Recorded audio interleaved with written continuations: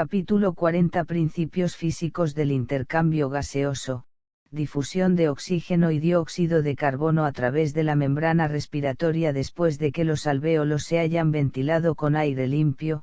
La siguiente fase de la respiración es la difusión del oxígeno, O2, desde los alvéolos hacia la sangre pulmonar y la difusión del dióxido de carbono, CO2, en la dirección opuesta, desde la sangre a los alvéolos.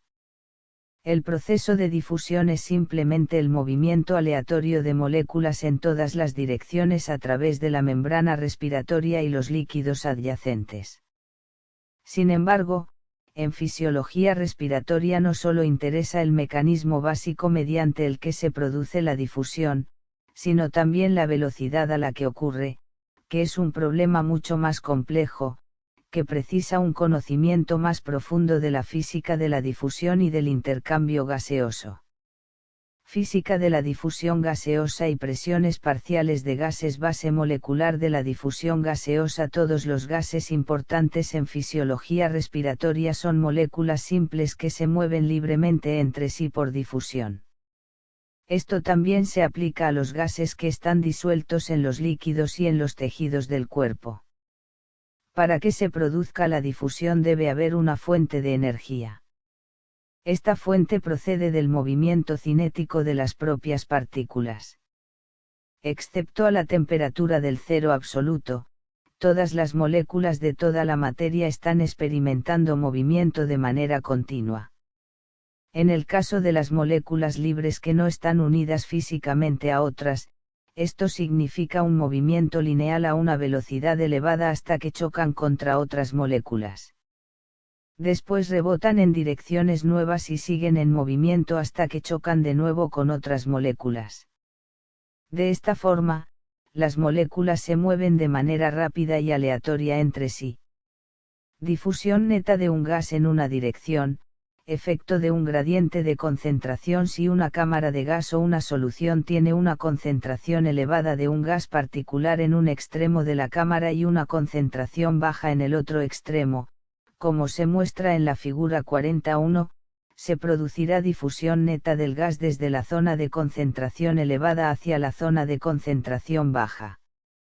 La razón es evidente. Hay muchas más moléculas en el extremo A de la cámara para difundir hacia el extremo B que moléculas para difundir en la dirección opuesta. Por tanto, las velocidades de difusión en cada una de las dos direcciones son diferentes proporcionalmente, como se muestra por las longitudes de las flechas de la figura. Figura 40A1. Difusión del oxígeno desde un extremo de una cámara hasta el otro. La diferencia entre las longitudes de las flechas representa la difusión neta. Presiones gaseosas en una mezcla de gases, presiones parciales de gases individuales. La presión está producida por múltiples impactos de partículas en movimiento contra una superficie. Por tanto, la presión de un gas que actúa sobre las superficies de las vías aéreas y de los alvéolos es proporcional a la suma de las fuerzas de los impactos de todas las moléculas de ese gas que chocan contra la superficie en cualquier momento dado.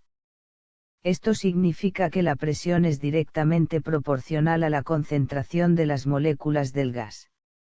En fisiología respiratoria se manejan muestras de gases, mezclas de gases, principalmente oxígeno, nitrógeno y dióxido de carbono. La velocidad de difusión de cada uno de estos gases es directamente proporcional a la presión que genera ese gas solo, que se denomina presión parcial de ese gas. El concepto de presión parcial se puede explicar de la siguiente manera. Considérese el aire, que tiene una composición aproximada del 79% de nitrógeno y el 21% de oxígeno. La presión total de esta mezcla al nivel del mar es en promedio de 760 mmHg. A partir de la descripción previa de la base molecular de la presión es evidente que cada uno de los gases contribuye a la presión total en proporción directa a su concentración. Por tanto, el 79% de los 760 mmHg está producido por el nitrógeno, 600 mmHg, y el 21% por el O2, 160 mmHg. Así, la presión parcial del nitrógeno en la mezcla es de 600 mmHg y la presión parcial del O2 es de 160 mmHg, la presión total es de 760 mmHg, la suma de las presiones parciales individuales. Las presiones parciales de los gases individuales en una mezcla se señalan por los símbolos PO2, PCO2, PN2, P, etc. Presiones de gases disueltos en agua y tejidos. Los gases disueltos en agua o en los tejidos corporales también ejercen una presión, porque las moléculas de gas disuelto se mueven de manera aleatoria y tienen energía cinética. Además, cuando el gas disuelto en el líquido entra en contacto con una superficie, como la membrana de una célula, ejerce su propia presión parcial de la misma manera que un gas en la fase gaseosa. Las presiones parciales de diferentes gases disueltos se denominan de la misma manera que las presiones parciales en estado gaseoso, es decir, PO2, PCO2, PN2, P, etc. Factores que determinan la presión parcial de un gas disuelto en un líquido. La presión parcial de un gas en una solución está determinada no solo por su concentración, sino también por el coeficiente de solubilidad del gas. Es decir, algunos tipos de moléculas, especialmente el CO2, son atraídas física o químicamente por las moléculas de agua, mientras que otros tipos de moléculas son repelidas. Cuando las moléculas son atraídas se pueden disolver muchas más sin generar un exceso de presión parcial en el interior de la solución. Por el contrario, en el caso de moléculas que son repelidas se generará una presión parcial elevada con menos moléculas disueltas. Estas relaciones se expresan mediante la fórmula siguiente, que es la ley de Henry: cuando la presión parcial se expresa en atmósferas, una presión de una atmósfera es equivalente a 760 mmHg, y la concentración se expresa en volumen de gas disuelto en cada volumen de agua. Los coeficientes de solubilidad de gases respiratorios importantes a temperatura corporal son los siguientes: oxígeno 0,024, dióxido de carbono 0,57, monóxido de carbono 0,018, nitrógeno 0,012, helio 0,008. A partir de esta tabla se puede ver que el CO2 es más de 20 veces más soluble que el oxígeno. Por tanto, la presión parcial del CO2, para una concentración dada, es menor de 1/20 de la que ejerce el O2. Difusión de gases entre la fase gaseosa de los alvéolos y la fase disuelta de la sangre pulmonar. La presión parcial de cada uno de los gases en la mezcla de gas respiratorio alveolar tiende a hacer que las moléculas de ese gas se disuelvan en la sangre de los capilares alveolares. Por el contrario, las moléculas del mismo gas que ya están disueltas en la sangre están rebotando de manera aleatoria en el líquido de la sangre, y algunas de estas moléculas que rebotan escapan de nuevo hacia los alvéolos. La velocidad a la que escapan es directamente proporcional a su presión parcial en la sangre. Pero ¿en qué dirección se producirá la difusión neta del gas? La respuesta es que la difusión neta está determinada por la diferencia entre las dos presiones parciales. Si la presión parcial es mayor en la fase gaseosa de los alvéolos, como ocurre normalmente en el caso del oxígeno, entonces más moléculas difundirán hacia la sangre que en la otra dirección. Por otro lado, si la presión parcial del gas es mayor en el estado disuelto en la sangre, como ocurre normalmente en el caso del CO2, la difusión neta se dirigirá hacia la fase gaseosa de los alvéolos. Presión de vapor de agua. Cuando se inhala aire no humidificado hacia las vías aéreas, el agua se evapora inmediatamente desde las superficies de estas vías aéreas y humidifica el aire. Esto se debe al hecho de que las moléculas de agua, al igual que las moléculas de los diferentes gases disueltos, están escapando continuamente de la superficie del agua hacia la fase gaseosa. La presión parcial que ejercen las moléculas de agua para escapar a través de la superficie se denomina la presión de vapor del agua. A la temperatura corporal normal, 37 grados, esta presión de vapor es de 47 mmHg. Por tanto, una vez que la mezcla de gases se ha humidificado totalmente, es decir, una vez que está en equilibrio con el agua, la presión parcial del vapor de agua en la mezcla de gases es de 47 mmHg. Esta presión parcial, al igual que las demás presiones parciales, se denomina pH2O. La presión de vapor de agua depende totalmente de la temperatura del agua.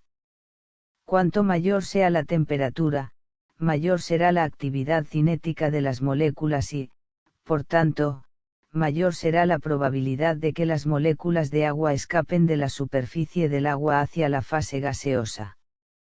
Por ejemplo, la presión de vapor de agua a 0 grados es de 5 mmHg, y a 100 grados es de 760 mmHg. El valor más importante que se debe recordar es la presión de vapor de agua a temperatura corporal, 47 mmHg. Este valor aparece en muchos de nuestros análisis posteriores. La diferencia de presión provoca difusión de gases a través de líquidos. Del análisis previo es evidente que cuando la presión parcial de un gas es mayor en una zona que en otra zona, habrá una difusión neta desde la zona de presión elevada hacia la zona de presión baja.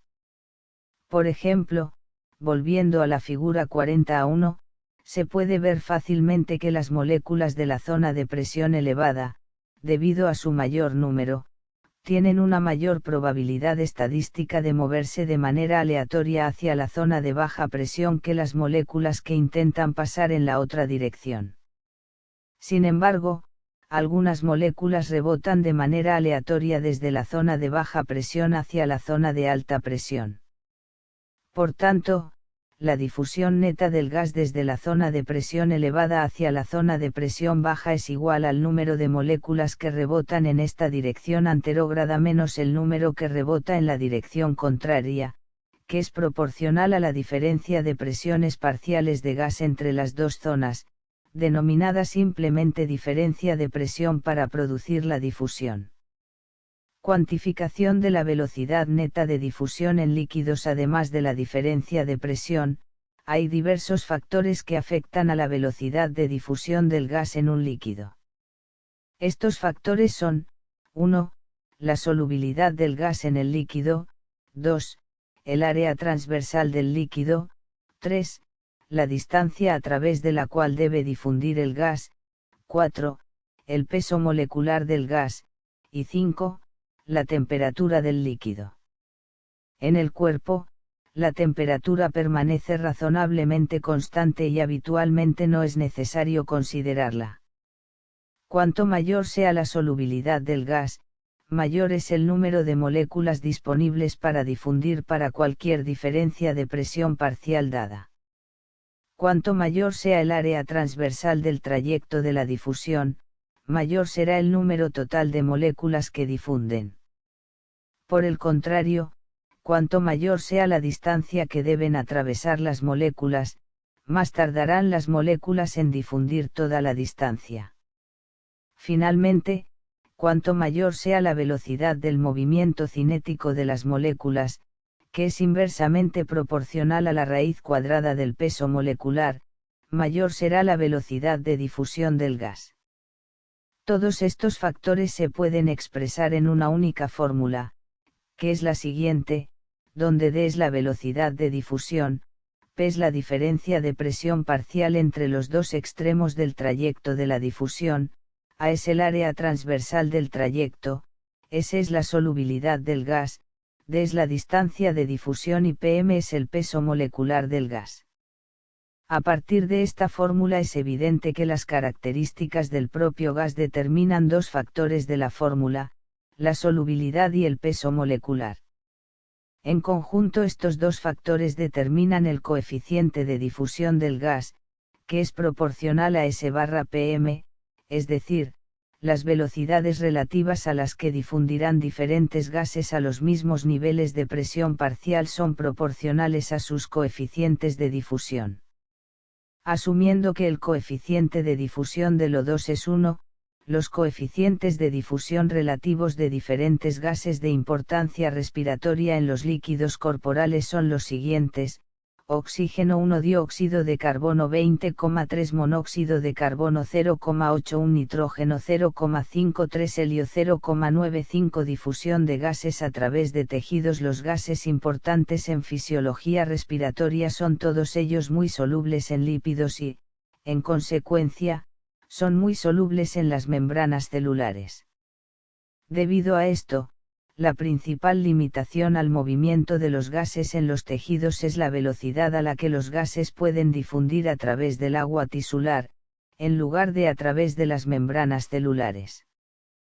Por tanto, la difusión de gases a través de los tejidos, y también a través de la membrana respiratoria, es casi igual a la difusión de los gases en el agua, como se señala en la lista anterior. Las composiciones del aire alveolar y el aire atmosférico son diferentes. El aire alveolar no tiene en modo alguno las mismas concentraciones de gases que el aire atmosférico, tabla 41. Hay varias razones para estas diferencias. Primero, el aire alveolar es sustituido solo de manera parcial por aire atmosférico en cada respiración. Segundo, el O2 se absorbe constantemente hacia la sangre pulmonar desde el aire pulmonar. Tercero, el CO2 está difundiendo constantemente desde la sangre pulmonar hacia los alvéolos. Y cuarto, el aire atmosférico seco que entra en las vías aéreas es humidificado incluso antes de que llegue a los alvéolos. Tabla 41. Presiones parciales de los gases respiratorios cuando entran y salen de los pulmones, al nivel del mar, humidificación del aire en las vías aéreas. La tabla 41 muestra que el aire atmosférico está compuesto casi totalmente por nitrógeno y oxígeno, normalmente apenas contiene CO2 y poco vapor de agua. Sin embargo, tan pronto como el aire atmosférico entra en las vías aéreas está expuesto a los líquidos que recubren las superficies respiratorias. Incluso antes de que el aire entre en los alvéolos, se humidifica casi totalmente. La presión parcial de vapor de agua a una temperatura corporal normal de 37 grados es de 47 mmHg, que es, por tanto, la presión parcial de vapor de agua del aire alveolar. Como la presión total en los alvéolos no puede aumentar por encima de la presión atmosférica, 760 mmHg a nivel del mar, este vapor de agua simplemente diluye todos los demás gases que están en el aire inspirado. La tabla 41 también muestra que la humidificación del aire diluye la presión parcial de oxígeno al nivel del mar desde un promedio de 159 mmHg en el aire atmosférico a 149 mmHg en el aire humidificado, y diluye la presión parcial de nitrógeno desde 597 a 563 mmHg. El aire alveolar se renueva lentamente por el aire atmosférico. En el capítulo 38 se señaló que en promedio la capacidad residual funcional de los pulmones, el volumen de aire que queda en los pulmones al final de una expiración normal, en un hombre mide aproximadamente 2.300 mililitros. Sin embargo, solo 350 mililitros de aire nuevo entran en los alvéolos en cada inspiración normal y se expira esta misma cantidad de aire alveolar. Por tanto, el volumen de aire alveolar que es sustituido por aire atmosférico nuevo en cada respiración es de solo 1/7 del total, de modo que son necesarias múltiples inspiraciones para intercambiar la mayor parte del aire alveolar. La figura 42 muestra esta lenta velocidad de renovación del aire alveolar. En el primer alvéolo de la figura hay una cantidad excesiva de un gas en los alvéolos, pero obsérvese que incluso al final de 16 respiraciones todavía no se ha eliminado completamente el exceso de gas de los alvéolos. Figura 42. Expiración de un gas desde un alvéolo con respiraciones sucesivas. La figura 40A3 muestra gráficamente la velocidad a la que se elimina normalmente el exceso de gas de los alvéolos, y que con una ventilación alveolar normal se elimina aproximadamente la mitad del gas en 17 s.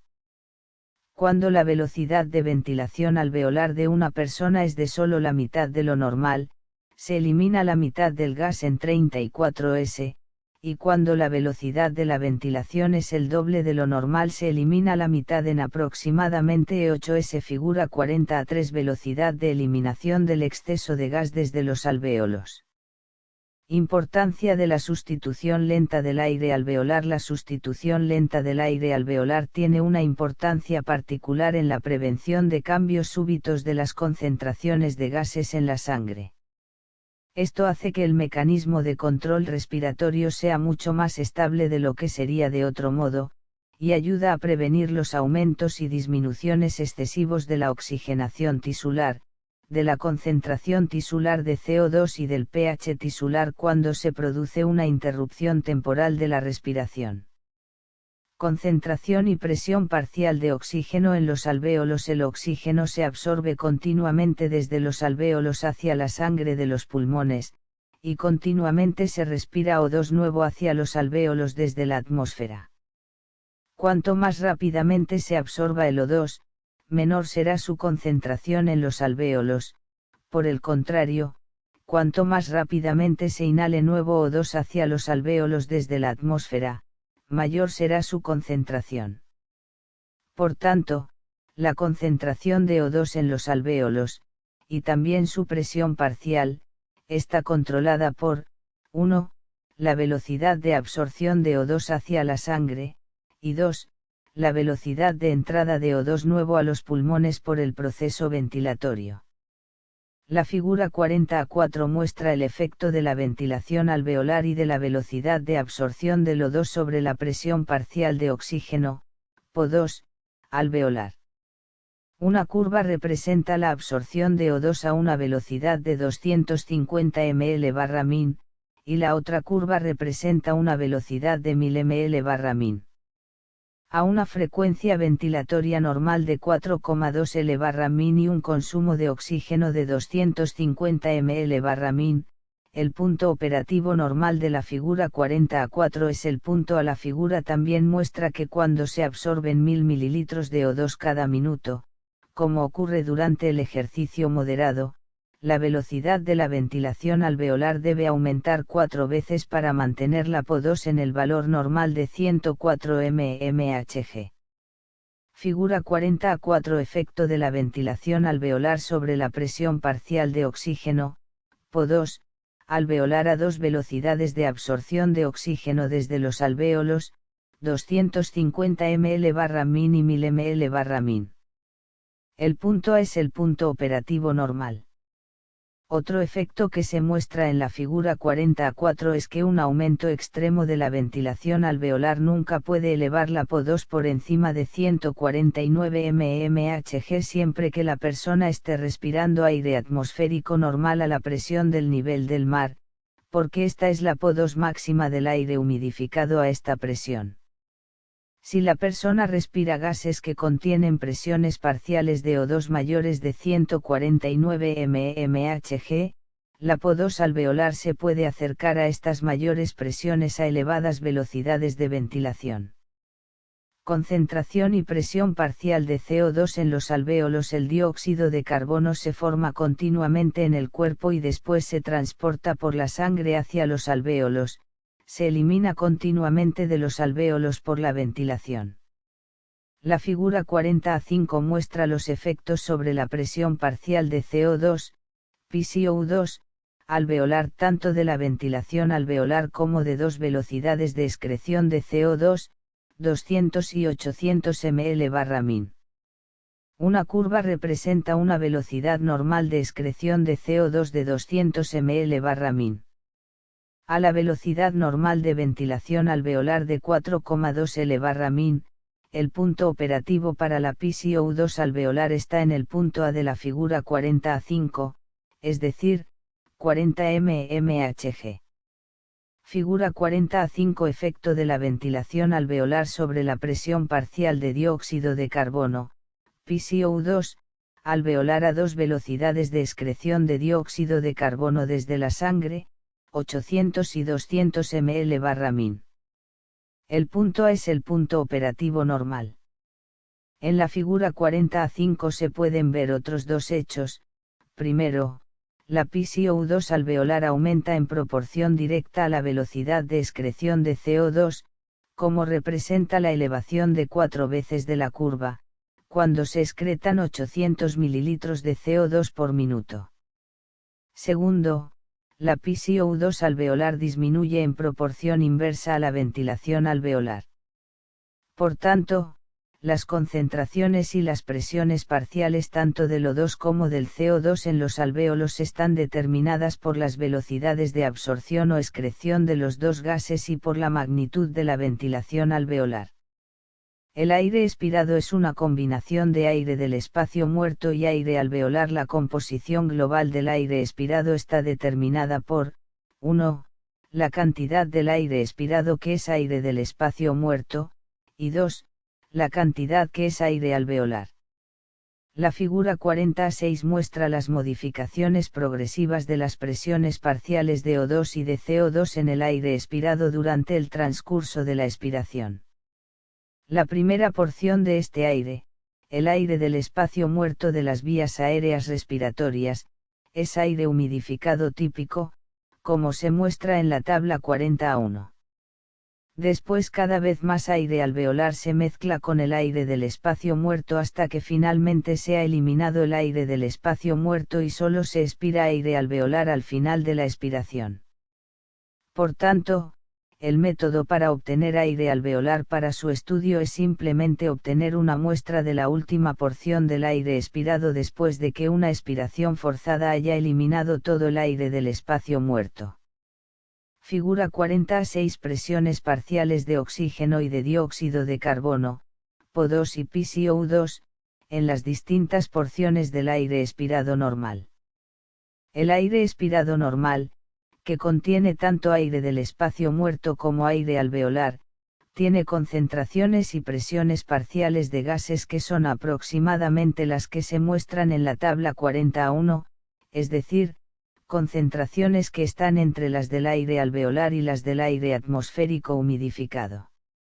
Difusión de gases a través de la membrana respiratoria. Unidad respiratoria. La figura 40A7 muestra la unidad respiratoria, también denominada lobulillo respiratorio, que está formada por un bronquiolo respiratorio, los conductos alveolars, los atrios y los alvéolos. Hay aproximadamente 300 millones de alvéolos en los dos pulmones, y cada alvéolo tiene un diámetro medio de aproximadamente 0,2 milímetros. Las paredes alveolar son muy delgadas y entre los alvéolos hay una red casi sólida de capilares interconectados, que se muestran en la figura 40A8. De hecho, debido a lo extenso del plexo capilar, se ha descrito que el flujo de sangre en la pared alveolar es una lámina de sangre que fluye. Así, es evidente que los gases alveolars están muy próximos a la sangre de los capilares pulmonares. Además, el intercambio gaseoso entre el aire alveolar y la sangre pulmonar se produce a través de las membranas de todas las porciones terminales de los pulmones, no solo en los alvéolos. Todas estas membranas se conocen de manera colectiva como la membrana respiratoria, también denominada membrana pulmonar. Figura 40A7 Unidad respiratoria.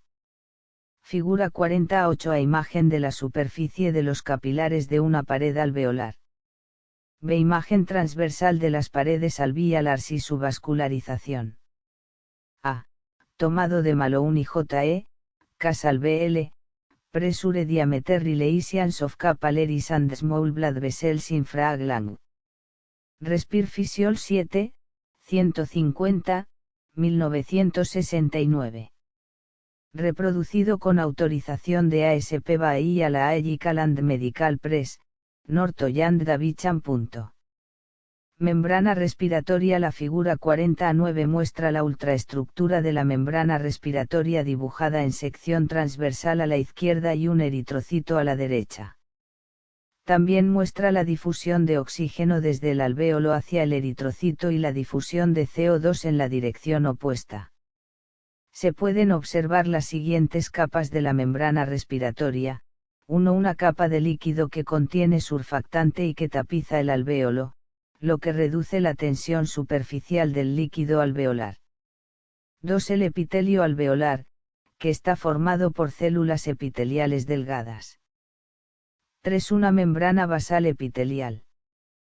4. Un espacio intersticial delgado entre el epitelio alveolar y la membrana capilar. 5. Una membrana basal capilar que en muchos casos se fusiona con la membrana basal del epitelio alveolar. 6. La membrana del endotelio capilar. Figura 40-9. Ultraestructura de la membrana respiratoria alveolar, en sección transversal. A pesar del elevado número de capas, el grosor global de la membrana respiratoria en algunas zonas es tan pequeño como 0,2 micrómetros, y en promedio es de aproximadamente 0,6 micrómetros, excepto donde hay núcleos celulares. A partir de estudios histológicos se ha estimado que el área superficial total de la membrana respiratoria es de aproximadamente 70 metros cuadrados en el hombre adulto sano, que es equivalente al área del suelo de una habitación de 7-10 m.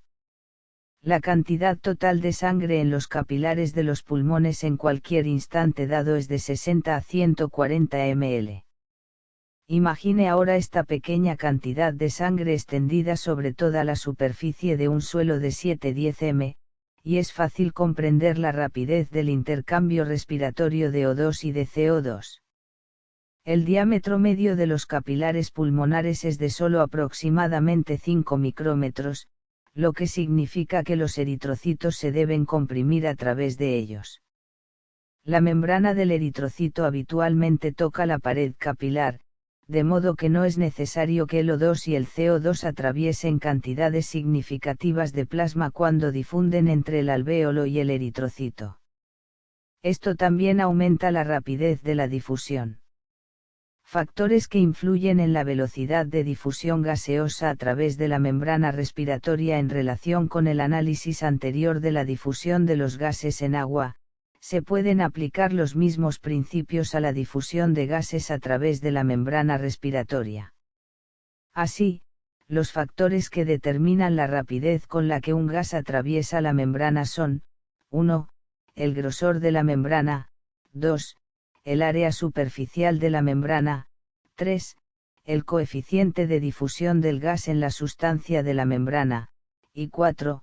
La diferencia de presión parcial del gas entre los dos lados de la membrana.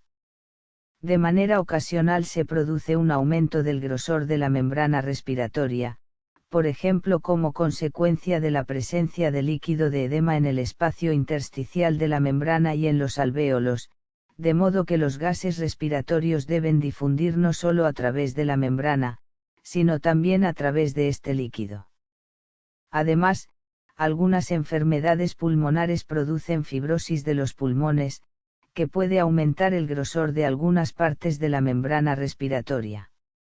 Dado que la velocidad de difusión a través de la membrana es inversamente proporcional al grosor de la membrana, cualquier factor que aumente el grosor a más de 2 a 3 veces el valor normal puede interferir de manera significativa con el intercambio respiratorio normal de gases.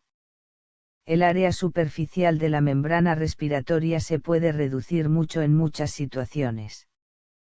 Por ejemplo, la resección de todo un pulmón reduce el área superficial total a la mitad de lo normal. Además, en el enfisema confluyen muchos de los alvéolos, con desaparición de muchas paredes alveolares. Por tanto, las nuevas cavidades alveolar son mucho mayores que los alvéolos originales, aunque el área superficial total de la membrana respiratoria con frecuencia disminuye hasta 5 veces debido a la pérdida de las paredes alveolares. Cuando el área superficial total disminuye hasta aproximadamente 1/3 a 1/4 de lo normal, se produce un deterioro sustancial del intercambio de gases a través de la membrana, incluso en situación de reposo, y durante los deportes de competición y otros ejercicios intensos incluso una mínima disminución del área superficial de los pulmones puede producir un deterioro grave del intercambio respiratorio de gases.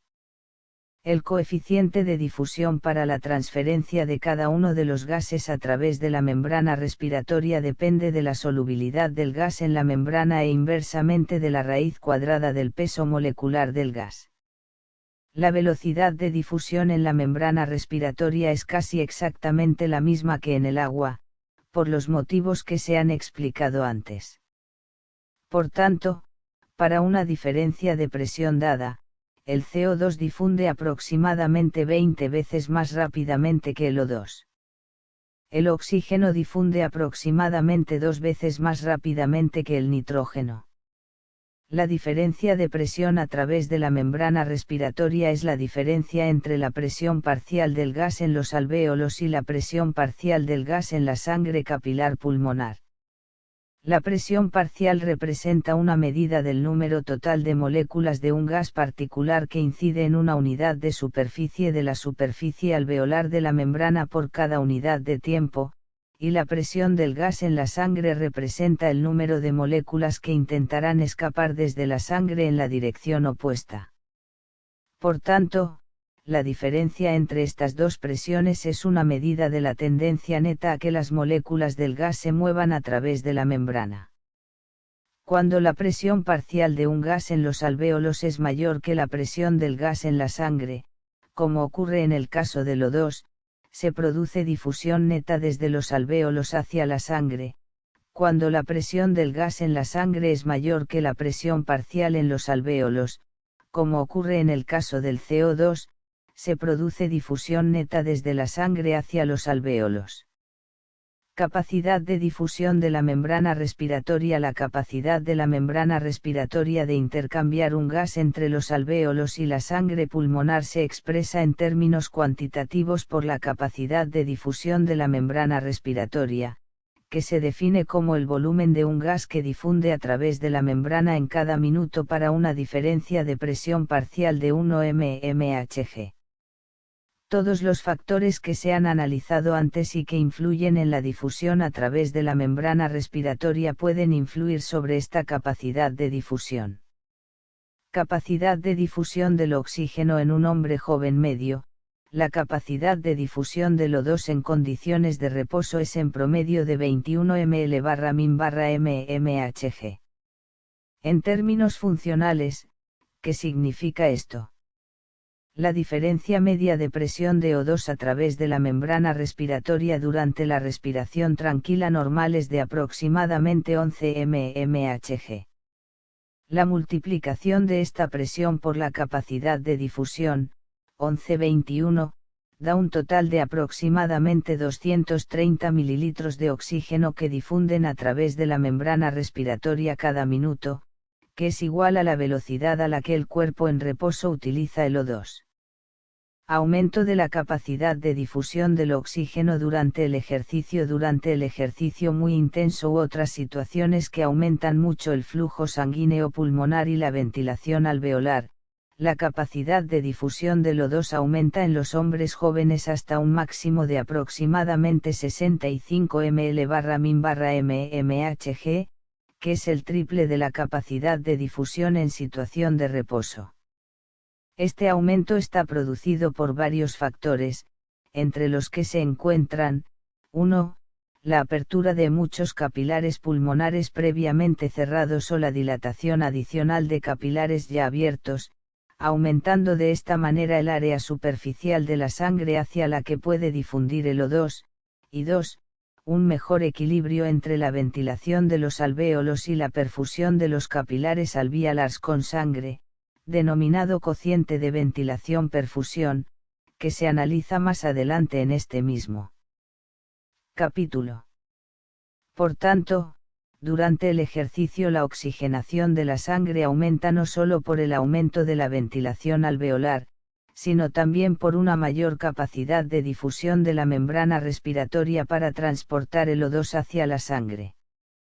Capacidad de difusión del dióxido de carbono. Nunca se ha medido la capacidad de difusión del CO2 porque el CO2 difunde a través de la membrana respiratoria con tanta rapidez que la PCO2 media de la sangre pulmonar no es muy diferente de la PCO2 de los alvéolos, la diferencia media es menor de 1 mmHg. Con las técnicas disponibles actualmente, esta diferencia es demasiado pequeña como para poderla medir. Sin embargo, las mediciones de la difusión de otros gases han mostrado que la capacidad de difusión varía directamente con el coeficiente de difusión del gas particular. Como el coeficiente de difusión del CO2 es algo mayor de 20 veces el del O2, cabe esperar que la capacidad de difusión del CO2 en reposo sea de aproximadamente 400 a 450 ml/min/mmHg y durante el esfuerzo de aproximadamente 1200 a 1300 ml/min/mmHg. La figura 40a10 compara las capacidades de difusión medidas o calculadas del monóxido de carbono, del O2 y del CO2 en reposo y durante el ejercicio, y muestra la extrema capacidad de difusión del CO2 y el efecto del ejercicio sobre la capacidad de difusión de cada uno de estos gases. Figura 40a10 Capacidades de difusión del monóxido de carbono, del oxígeno y del dióxido de carbono en los pulmones normales en condiciones de reposo y durante el ejercicio. Medición de la capacidad de difusión. El método del monóxido de carbono. La capacidad de difusión del O2 se puede calcular a partir de las mediciones de 1. La PO2 alveolar, 2. La PO2 de la sangre capilar pulmonar, y 3. La velocidad de captación de O2 por la sangre. Sin embargo, la medición de la PO2 en la sangre capilar pulmonar es tan difícil e imprecisa que no es práctico medir la capacidad de difusión del oxígeno por ninguno de estos procedimientos directos, excepto de manera experimental. Para evitar las dificultades que se encuentran en la medición directa de la capacidad de difusión del oxígeno, los fisiólogos habitualmente miden en su lugar la capacidad de difusión del monóxido de carbono CO y a partir de ella calculan la capacidad de difusión del O2. El principio del método del CO es el siguiente: se inhala una pequeña cantidad de CO hacia los alvéolos, y se mide la presión parcial del CO en los alvéolos a partir de muestras adecuadas de aire alveolar. La presión de CO en la sangre es esencialmente cero porque la hemoglobina se combina tan rápidamente con este gas que nunca da tiempo a que genere presión. Por tanto, la diferencia de presión de CO a través de la membrana respiratoria es igual a su presión parcial en la muestra de aire alveolar. Después, mediante la medición del volumen de CO absorbido en un periodo breve y dividiéndolo por la presión parcial alveolar de CO, se puede determinar exactamente la capacidad de difusión del CO. Para convertir la capacidad de difusión del CO en la capacidad de difusión del O2 se multiplica el valor por un factor de 1,23 porque el coeficiente de difusión del O2 es 1,23 veces el del CO. Así, la capacidad de difusión media del CO en hombres jóvenes sanos en reposo es de 17 ml/min/mmHg, la capacidad de difusión del O2 es 1,23 veces este valor, o 21 ml/min/mmHg. Efecto del cociente de ventilación-perfusión sobre la concentración de gas alveolar. Con anterioridad en este capítulo hemos aprendido que dos factores determinan la PO2 y la PCO2 en los alvéolos: 1. La velocidad de la ventilación alveolar, y 2. La velocidad de la transferencia del O2 y del CO2 a través de la membrana respiratoria. Estos análisis presuponían que todos los alvéolos están ventilados por igual y que el flujo sanguíneo a través de los capilares alveolares es el mismo para todos los alvéolos. Sin embargo, incluso normalmente en cierta medida, y especialmente en muchas enfermedades pulmonares, algunas zonas de los pulmones están bien ventiladas pero casi no tienen flujo sanguíneo, mientras que otras zonas pueden tener un flujo sanguíneo excelente con una ventilación escasa o nula. En cualquiera de estas situaciones se produce una grave alteración del intercambio gaseoso a través de la membrana respiratoria, y la persona puede sufrir una dificultad respiratoria grave a pesar de una ventilación total normal y un flujo sanguíneo pulmonar total normal, pero con la ventilación y el flujo sanguíneo dirigidos a partes diferentes de los pulmones. Por tanto, se ha desarrollado un concepto muy cuantitativo para ayudarnos a comprender el intercambio gaseoso cuando hay un desequilibrio entre la ventilación alveolar y el flujo sanguíneo alveolar. Este concepto se denomina cociente ventilación-perfusión. En términos cuantitativos, el cociente ventilación-perfusión se expresa como: cuando, ventilación alveolar, es normal para un alvéolo dado y, flujo sanguíneo, también es normal para el mismo alvéolo, se dice que el cociente de ventilación-perfusión es normal. Cuando la ventilación es cero y sigue habiendo perfusión del alvéolo, el cociente es cero. En el otro extremo, cuando hay una ventilación adecuada pero una perfusión cero, el cociente es infinito. Cuando el cociente es cero o infinito, no hay intercambio de gases a través de la membrana respiratoria de los alvéolos afectados, lo que explica la importancia de este concepto. Por tanto, se van a explicar las consecuencias respiratorias de estos dos extremos.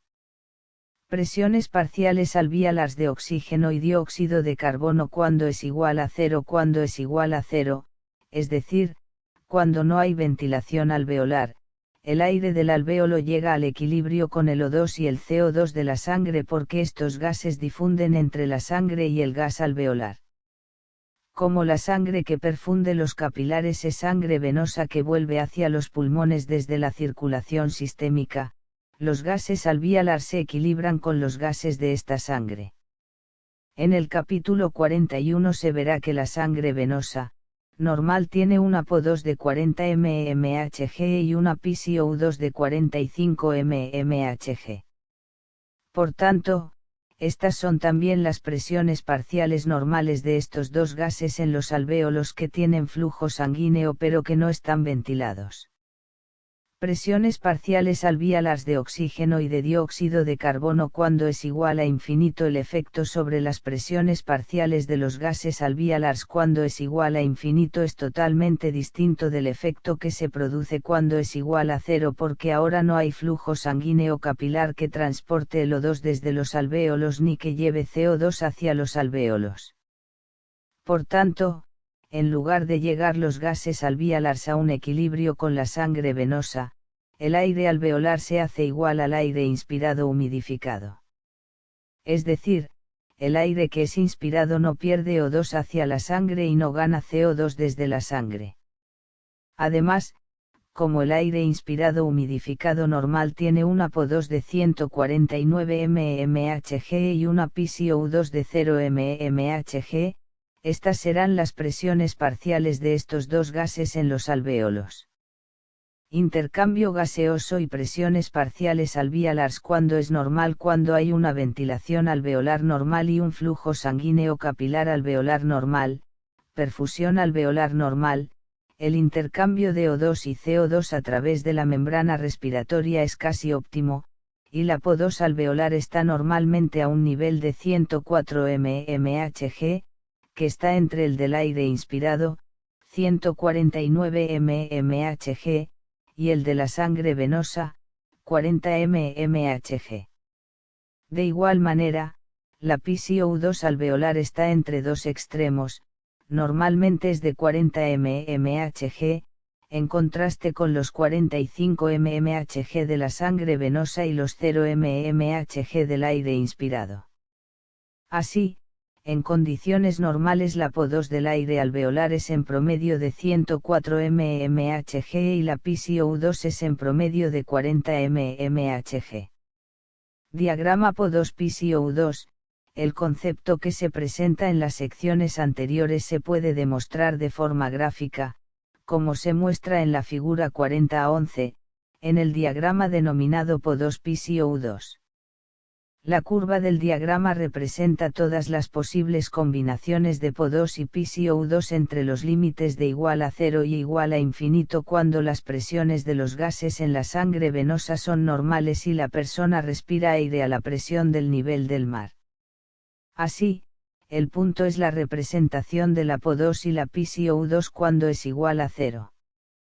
En este punto la PO2 es de 40 mmHg y la PCO2 es de 45 mmHg, que son los valores de la sangre venosa normal.